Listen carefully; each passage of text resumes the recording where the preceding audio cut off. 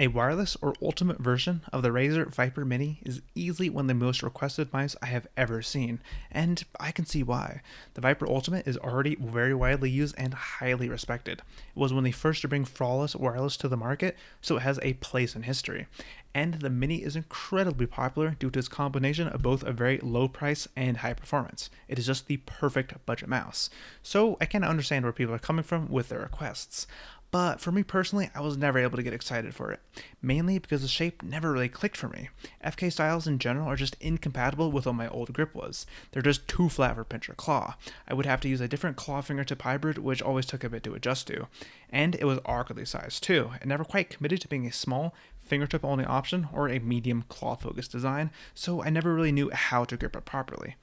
And most importantly, it feels like a budget mouse in a few very key ways, which made me not want to use it and want to put in the time to overcome its shape and learn how to use it properly.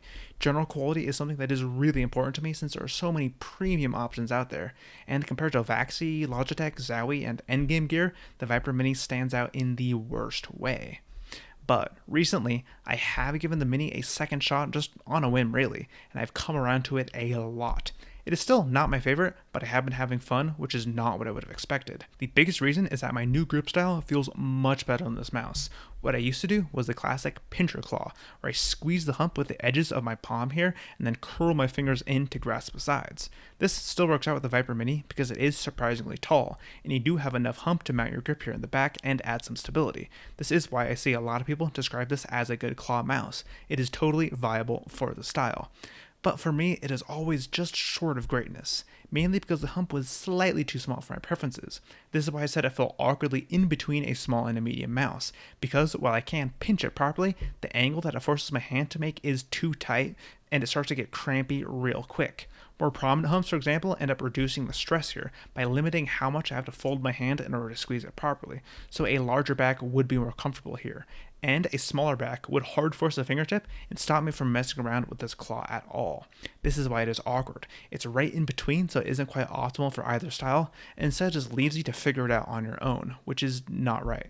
My old claw also ran into issues with how the sides are curved. I used to curl my fingers much more, so the tips would end up hitting towards the middle here. On most mice, this is totally fine, but the Viper Mini in particular has a weird flat spot here that creates a strange angle where your hand hits right where I place my ring finger. It felt so awkward since it ended up pushing my finger out and away from the body of the mouse. It felt bad, and it actually caused some discomfort in my finger joint here. Since when I would squeeze in, I'd end up torquing this joint outwards. It was bad, like potential injury causing here, which you need to avoid at all costs. So I ended up avoiding the Viper Mini out of fear of this happening. So when you combine this with a slightly too thin hump that ended up cramping my hand, it made it for an experience that I couldn't really use in game. It caused too much pain that it was distracting and a potential health risk. Although it was still an aim trainer demon, it always has been. Because when I can't take frequent breaks at my own pace, it doesn't cause the same pain issues, and I'm totally fine. And in these situations, I can fully utilize the parts of the shape that are great, like this thin and low front that greatly aids in precision. I used to explain this feeling as the classic pencil analogy, where you want your mouse to feel like a tool, where you can choke up on it to get more exact and precise. But now I think a better way of explaining this is getting your hand more compact, where if you can shorten up your muscles, you end up focusing more on the small movements instead of being loose and long. It ends up changing your mentality more than anything else. And the low front helps with getting your hand in plane with the pad, since all mice function with your sensor directly on top of the surface. So when you have a tall front, it ends up creating a disconnect between what your hand does and what the sensor actually sends to your game. While short fronts, on the other hand, keep it all together. So what your hand does is more one-to-one translated to in-game cursor movement, which can help feel more precise and responsive. So mice like the Viper Mini that combine both these features do help you to feel more dialed in, and this is what it has always shined at. And now that I've changed out my grip style, like I've talked about a bit in my Bolt review, I'm able to retain these same benefits of small mice, but without any of the discomfort. Because instead of pinching the hump, what I do now is pull it into the back of my hand, where I extend my fingers outward, much further than I used to do, and pull it towards my thumb, which then curls over the top and pushes back into this knuckle here.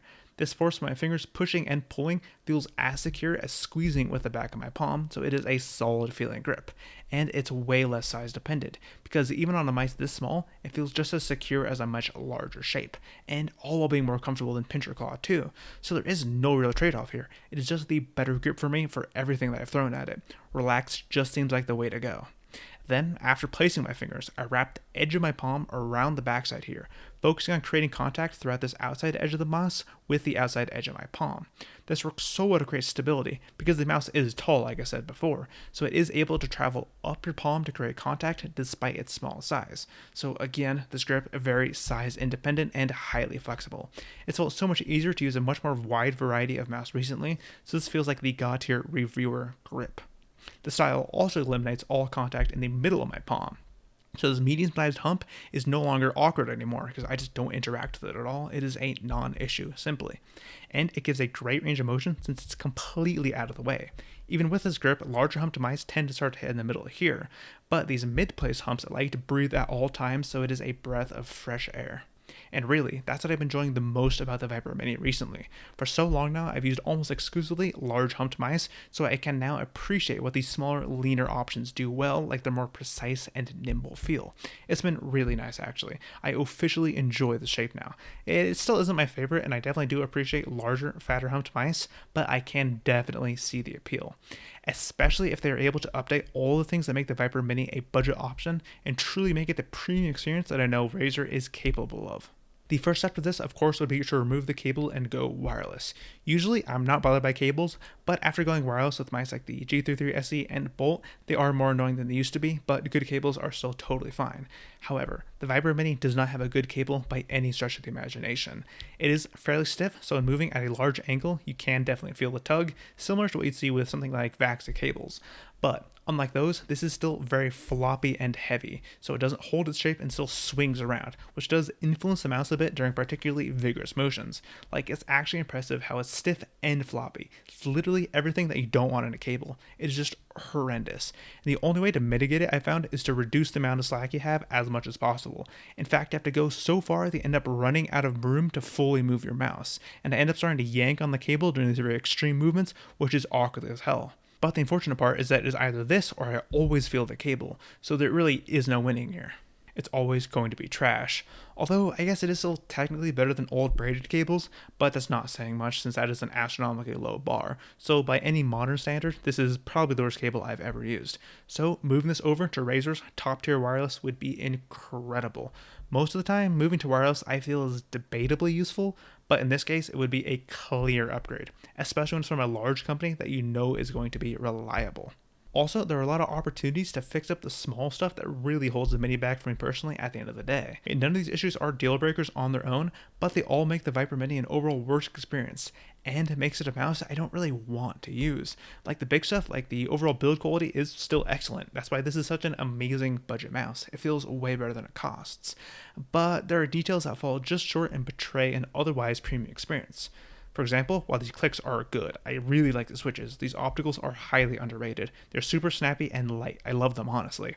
But there are some issues with their implementation, so they end up being far from other much better clicks. For example, my M1 is pretty wobbly, and I do notice it move during play. The pre-travel is noticeable, so it makes an otherwise snappy switch feel pretty slow. And while tracking, it ends up rubbing slightly as you push down and move laterally, which I have been able to get used to, but is annoying nonetheless and just feels cheap. So there's a lot of room here to clean up everything around an otherwise good, high-performing switch. This part is actually especially promising because the Super Light Viper Ultimate leak that happened, I think just like a couple of days ago. Because in this leak, they showed a V3 version of their opticals. So this is something they are clearly directly focusing on, so I have a lot of hope here. It is already so close, they just need to do a little bit of tuning. And they could also just go with the modified 4.0s on the Orochi V2. These switches here already feel near perfect, and the only actual issue is due to some little play that gets introduced by this removable shell. So a completely solid design like I'd assume the Viper Mini Ultimate would be, it should be perfect. So they have two solid options here that could each be great depending on how well they're implemented. Also, the scroll wheel could get cleaned up a little bit. It already does feel pretty good, but it ended up breaking in a little bit too much. And after a short time, it became too loose and smooth feeling. So just a bit more tension should be perfect. That is really all that it needs to do. Then the coating is pretty bad too. I am not a fan of how this raw plastic feels, but they have shown with the Orochi V2 that it has gotten better with their newer releases, because in comparison it is rougher and works better for sweaty hands. The old Viper Mini is more slick feeling in comparison, although it is still usable and not bad as something like the Bolt, but it is right on the edge, where it's fine but still uncomfortable. So a direct update to the Orochi coating would be totally fine. I would of course love a rubberized finish, but any improvement here is very welcome. Now finally, of course, the sensor would have to be updated. This does go hand in hand with the wireless, so it's not really worth mentioning on its own, but the Viper Mini sensor is awkward as hell, so I have to touch on it specifically. Its actual performance is fine, again, way better than the price would suggest, but the high LOD makes it feel awful. It is so high that it'll frequently end up tracking when trying to reset your mouse, which is especially relevant for me since I do reset frequently and make very small movements, so I notice this constantly. You really have to pick your mouse up to mitigate this. It is surprising. But the even bigger issue is that it tracks at really weird angles. Like when tilting the mouse, it does funky things. I can't even explain it well because it's unlike anything else I've ever used. It just feels so hard to predict, I feel. It's so strange. I really hope you know what I'm talking about here, because the moment you are no longer perfectly level, it's just off somehow, and I wish I could put it into words. It's so strange. The tape mod though does help this out a little bit, where if you put electric tape on the bottom here, it will lower the LOD and reduce the angle problem, but it's still a little funky and like it just looks so jank, so I would appreciate just a better sensor overall. And just as a quick note while we're here, the sensor ring is plastic and sometimes rubs on the pad. Not everyone's mouse does this, I think. It seems pretty inconsistent and entirely copy dependent, but if it does happen to you, it feels awful. The feet are already not that great, sort of scratchy, so adding even more scratching from plastic directly onto your pad is bad. I actually had to file this down just to not have a miserable experience. It is super cringe to ever have to do this just to avoid an extremely scratchy and just awful experience. So this being upgraded on a premium mouse is a given, but I'm still blown away that this is ever an issue, so I have to directly address it. So all in all, while the Viper Mini is a good budget mouse, it is still a budget mouse. There will have to be a lot of small touch-ups to make it worthy of the ultimate name. But if they can do that and make a mouse that is premium enough for me to really want to use it, because as it stands, even though I like the Viper Mini, I don't want to put time on it due to these issues that just aren't present on things like Vaxi mice, then they could have made one of my favorite mice, period. Seriously, I've really come around to the shape and I've been appreciating the smaller form factor so much, so I am officially hyped for its eventual update. In the meantime though, I am still satisfied. I just got a Starlight Small in, and it's definitely scratching the small wireless itch I have been having.